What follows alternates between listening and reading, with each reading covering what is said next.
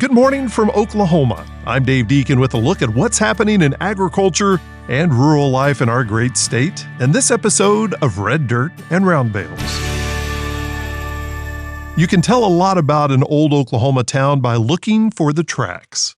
Sometimes they're still there, shining a little in the sun, but sometimes they're gone, but you can still see where they used to be. A long straight scar through the weeds, running past an old depot, a grain elevator, or on the backside of Main Street. Now, I grew up in a town where 2 train lines cut about a third of the town off from the rest of it, backing up traffic for blocks as the trains passed, usually pretty slowly.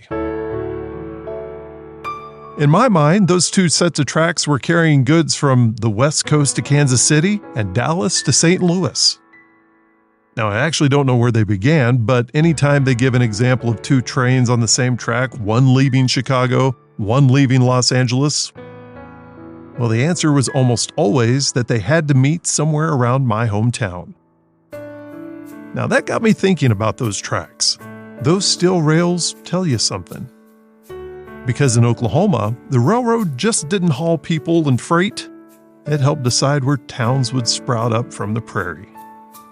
Before there was statehood, and before there were a lot of courthouse squares and paved roads and water towers, there was the question every growing place had to answer. Is the railroad coming through here? If the answer was yes, the town had a chance. Now, the railroad came to Oklahoma a little later than it did in some places. By the time tracks were stretching across Missouri, Kansas, and Texas, and Arkansas, what we would now call Oklahoma was still Indian territory. And Indian territory was not empty. Now that's important.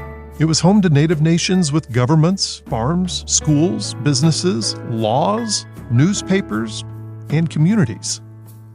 The Cherokee, Choctaw, Chickasaw, Muskogee Creek, Seminole, and many others had already been through removal, rebuilding, war, and pressure from every side. So when the railroads came, they didn't just come across a blank map. They came across somebody's home. After the Civil War, new treaties with the federal government opened the door for rail lines through Indian territory.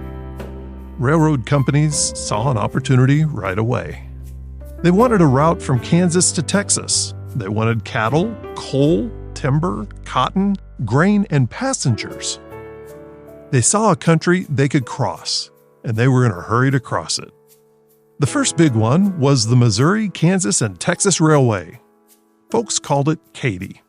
Now that sounds like a good railroad name, doesn't it? But the Katy was no small thing. In the early 1870s, it pushed south out of Kansas into Indian Territory, headed right down towards the Red River and Texas beyond it. And once that iron hit the ground, the whole rhythm of the place started to change. A wagon road is one kind of promise, a railroad is another. With a wagon, you moved by the weather, muscle, mud, and daylight. With a train, the world got a lot closer. Cattle could move north, coal from around McAllister could move out of the area. Goods could come in, a merchant could get stock, a farmer could imagine shipping a crop, a traveler could step off with a trunk and a pocket full of plans. And pretty soon, the depot became one of the most important places in town. It was more than just a place to catch a train. It was where the mail came in, and people like my great-grandma would hang the outgoing mail near the tracks for the folks on the train to grab and then drop the incoming mail for her to sort, so families around her Garfield County town could connect with the rest of the world. It's where the newspapers arrived and soldiers left, where daughters went off to school, and where the salesman stepped off the train with a sample case, where a family might stand waving until the last car disappeared around the bend. A town with a depot had a heartbeat you could hear. But here's the thing about railroads. They didn't just serve towns, they made towns. If the railroad missed your settlement by a few miles, that could be enough to change everything. Businesses packed up, houses moved. Main streets even shifted towards the tracks. Not because the soil was better, not because the creek ran clearer, because that's where the train was going to stop. And by the late 1880s, railroads were becoming a part of the story of the Oklahoma Territory. The Santa Fe built south through the unassigned lands in 1887, passing near Guthrie and what would become Oklahoma City. And when the 1889 land run came, we like to picture it as all horses and wagons and men leaning forward on the saddle.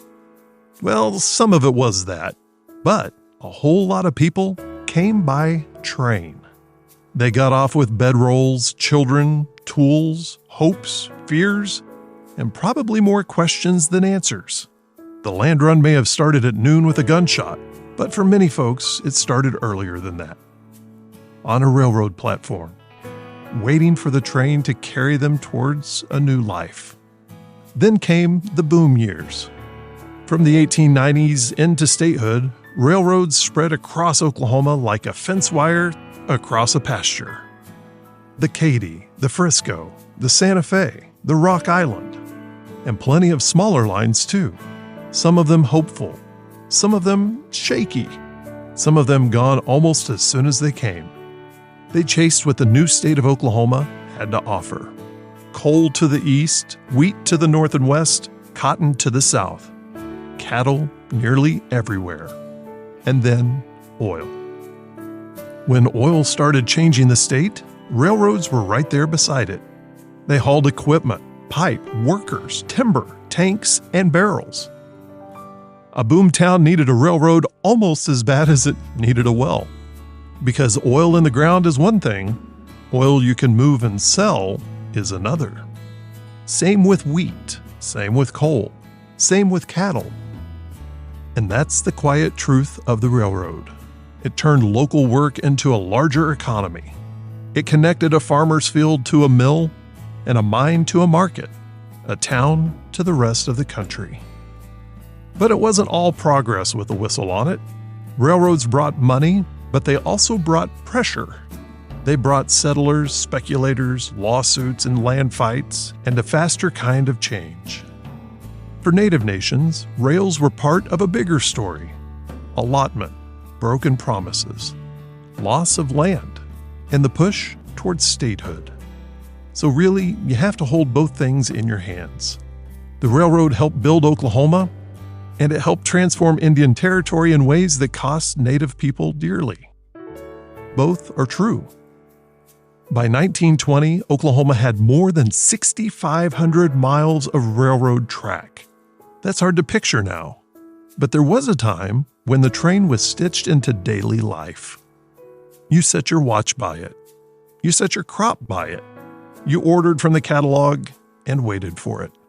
You heard it at night, way off across the dark, and knew that the world was still moving out there. But then came the automobile, then better roads, then pipelines, then buses, then hard times. Little by little, the railroad lost its grip on everyday life.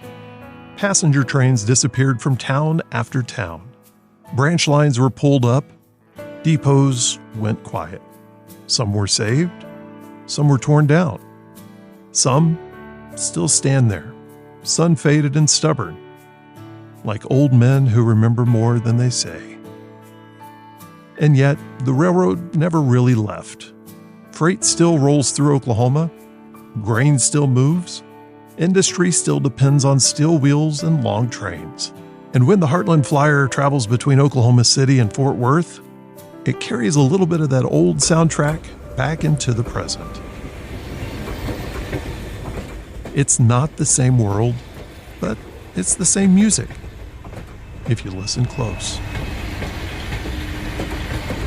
That low rumble, that horn across the crossing, that feeling that something is coming from far away and going further still. That's the thing about railroads in Oklahoma. They were never just tracks. They were promise. They were pressure.